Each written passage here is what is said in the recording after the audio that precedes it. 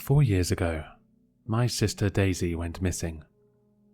A week ago, my husband slipped into a coma. I didn't realize how connected these events were until recently. Daisy lived with us for complicated family reasons. She was 19 when she didn't come home one day. There isn't an exact moment I can pinpoint the grief starting, because there isn't an exact moment that I realized she wasn't coming home. It was a gradual realization over the course of 2 days, mainly because it wasn't unlike her to be out all night. I always used to blame myself, convincing myself that if I had noticed sooner, we might have found her. About a year later, my husband and I were getting ready to move to our new home. We fell in love with it immediately when seeing pictures online, and that love only got further cemented during our viewing. The place was as huge as it had looked. We thought moving here would be the best decision of our lives, although in the back of my mind, I worried that we were secretly running away from our feeling of grief, leaving Daisy behind. My husband simply said, "What if we're running with her?" I never entirely understood it, but it brought me comfort all the same. The move went smoothly, and we helped the previous owner move out too. He was an elderly man with no family, so we felt it would be polite to help out. Before leaving, I remember the words he spoke so vividly. "You think you want a big home, until the responsibilities get too much." We both seemed to feel happier after moving, and it even allowed us to explore new hobbies. One of the first things my husband did was set up beautiful flower beds outside. I had never known him to have such a green thumb in the past, but he seemed to really enjoy it. The outside of our home became full of life, as did the inside of my mind. And for the first time in a while, I was happy. I always told him how proud of him I was. Every week he'd buy the same huge bag of cat food. Not for a cat. We don't even have one. Apparently, it's just the best fertilizer. It made me laugh. It sounded ridiculous, but something must have worked. Those flowers bloomed all year round. Last week, I lost him without losing him. I woke up without him in my arms and went straight downstairs to find him. I found him unconscious on the kitchen floor, with blood coming from his lower leg. I don't know how long he was there, but the blame set in once again. If I had found him sooner, would he have been okay? I called an ambulance right away, but he never regained consciousness. The doctors aren't sure he ever will. When I found him, he was laying next to the well. The previous owner told us he discovered the well whilst having work done on the flooring. He decided to incorporate it into the design, making it level with the floor and giving it a tempered glass top. It dates back to the 1800s, when this building was first constructed as a pub. My husband found it so interesting, always being sure to show it off for any kind of visitors we had. I always just found it creepy. We don't even know how deep it goes. The bottom is never visible. Last week was my first night alone without my husband in years. I thought I wouldn't get any sleep, but maybe the exhaustion caught up to me. I fell asleep instantly upon touching the soft blankets. I remember so vividly dreaming of Daisy. That is when the thunder began. I woke up in the night to a booming crash. Thunder echoed all throughout the house for at least an hour or so. It frightened me at first, but as the noise died down, it actually became soothing and helped me gently get back to sleep. The next morning I walked back to the hospital to see my husband. The ground was dry and warm. There was no evidence of the storm I had heard loudly visiting the neighborhood on the night prior. I didn't take this as a clue at the time. It just wasn't my biggest concern. Going to see him felt similar to looking for Daisy. With her, we would go out every day, physically searching for her and places she might be. Now, instead, I wait next to my husband, hoping, wishing for him to come back to me. The next night, the thunder came back, louder and longer this time. I didn't get the satisfaction of drifting to sleep before it began.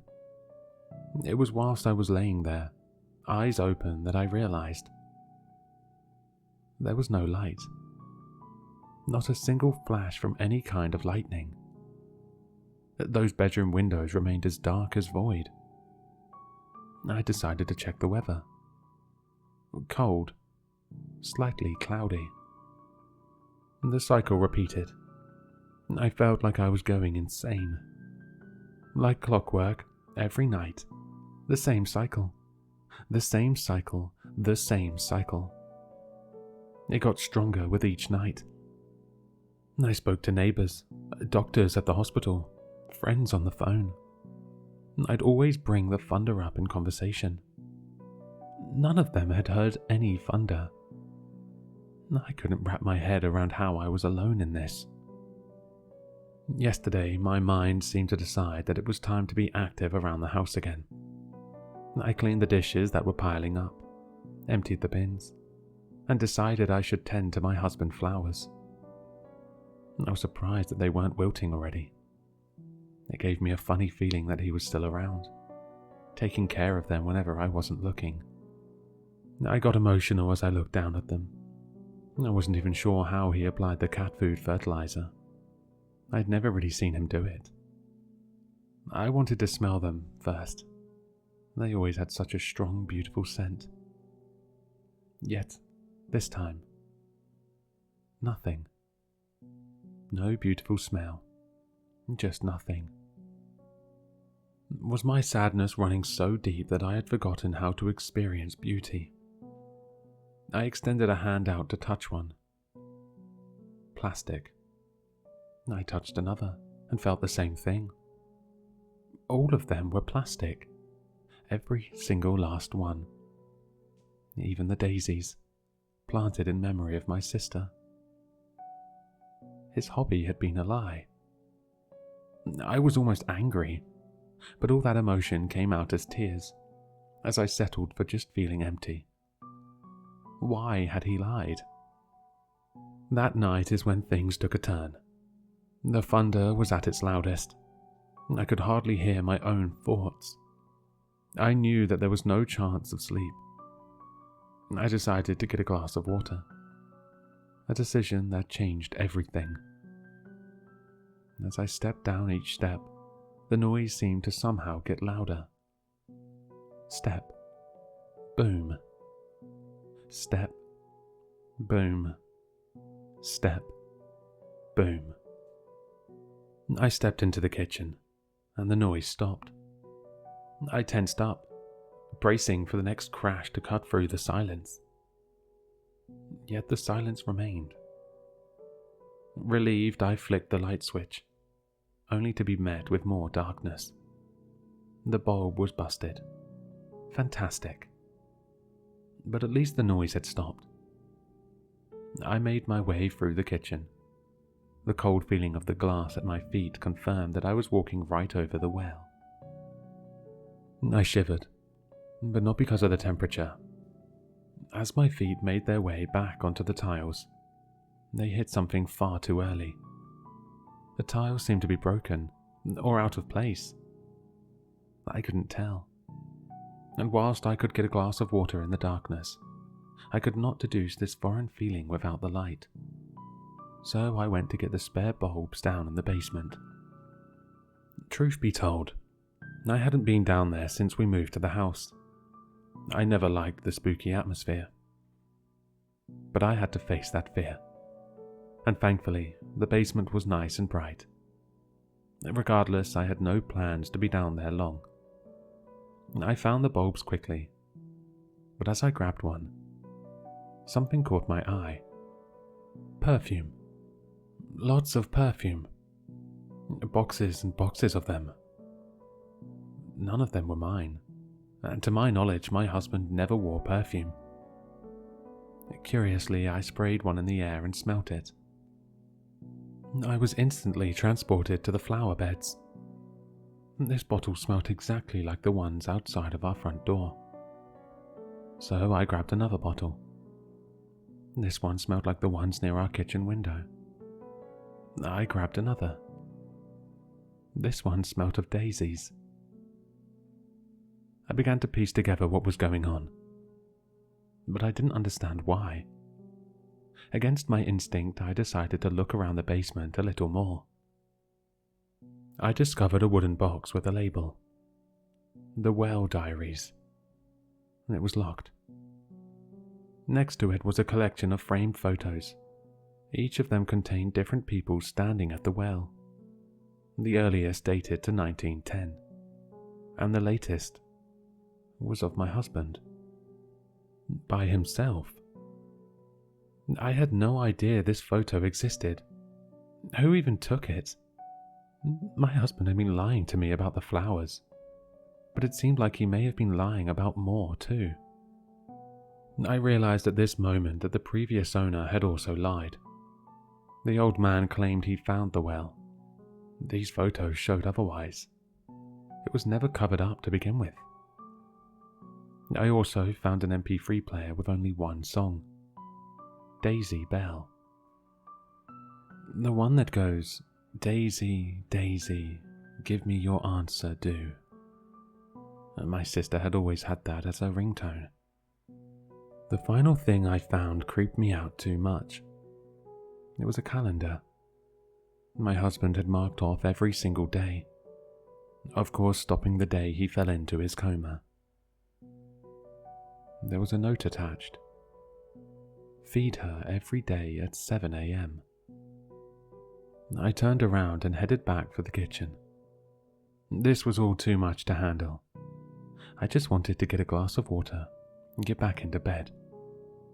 Maybe in the morning I'd have a clearer head and be able to draw a rational conclusion. I went to replace the bulb. Yet in my confusion, I had forgotten to turn off the light. As the new bulb immediately turned on as it screwed in, the almost blinding brightness isn't what startled me. It was the face I could now see under the glass of the well, staring at me. It was still only barely visible, but I could clearly see two eyes and an outstretched mouth. At first I was too shocked to notice one of the kitchen tiles open like a trapdoor, directly next to the well. It seemed to hide a small chute covered in cat food, leading into the well. I was staring at this creature in fear, yet something stuck out to me. It had Daisy's eyes. The rest of it looked nothing like her. Grey skin, bony shoulders, balding head. But the eyes, they were unmistakably hers. It hit the glass with one of its hands. The noise was like thunder, as it echoed throughout the house. I only snapped out of my frozen state when I saw two fingers slowly make their way out of the chute, as the face continued to stare right through me. I ran. I ran faster than I ever have in my life. I ran, and when I couldn't run anymore, I ran anyway. I didn't have a specific direction in mind, but perhaps instinctively, I ended up at the hospital. I sat with my husband, still shaking. I do not plan to go back to the house. It's not safe there. I stared at my husband, trying to calm myself down, trying to think of happier times, trying anything to just forget about what had just happened. Instead, I found something that almost made my heart stop. Around his shin, where the wound would have been, his skin was slightly grey. Perhaps I'm being paranoid, But given what I've seen, I think I have every right to be. My sister has become whatever the fuck she is now. I think my husband is going to suffer the same fate. I need to bury him, right? I mean, that seems to be the entire point of the well, to contain whatever these things are. Clearly, they can't be allowed out. I don't know what to do next. I love my husband. I don't want to have to do anything to him. But I don't want him to become one of those things either. Perhaps I should track down the previous house owner. Perhaps I should try to read the well diaries. All I know is that I can't just forget this and leave. Whatever has been happening in that house, I want to end the cycle.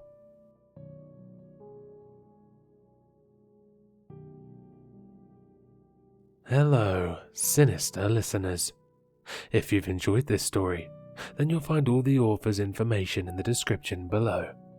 For more content, be sure to like, comment, and subscribe to succumb to the sinister.